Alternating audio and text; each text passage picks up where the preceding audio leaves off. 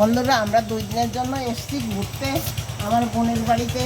এত সকালবেলা বোনকে বলেছি, বোন আমি তোমার পুজোর ফুলগুলো তুলে দিই। পুজোর ফুল তুলতে আসছি। আর দেখো কত কুয়াশা পড়েছে। এই বছরের মনে হয় এটাই প্রথম কুয়াশা। প্রচুর পরিমাণে জবা ফুল ফুটেছে।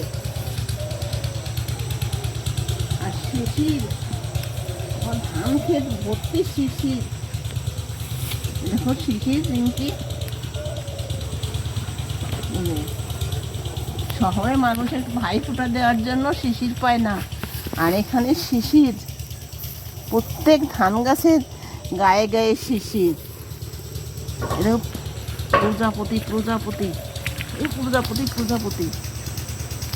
আর ধান, সবুজ ধান, এগুলো অগ্রহায়ণ মাসে এই ধান উঠবে। ধানও দেখতে কত কত ভালো লাগে এগুলো।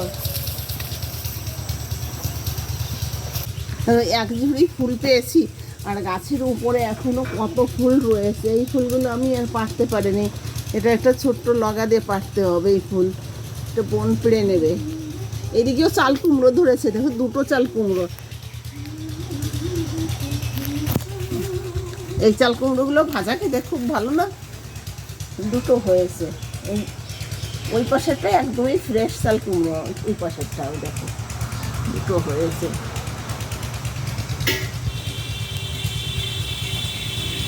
আর দূরে যে একটা শব্দ শোনা যাচ্ছে, এটা না শ্যালোর আওয়াজ। এই মাঠে সব জমি এখন শ্যালোতে চাষ করা হয়। আগে ডিপ টিউবওয়েলে চাষ হতো, এখন ডিপ টিউবওয়েল নষ্ট হয়ে গিয়েছে। না, হাওয়া উঠেছে প্রচুর পরিমাণে হাওয়া।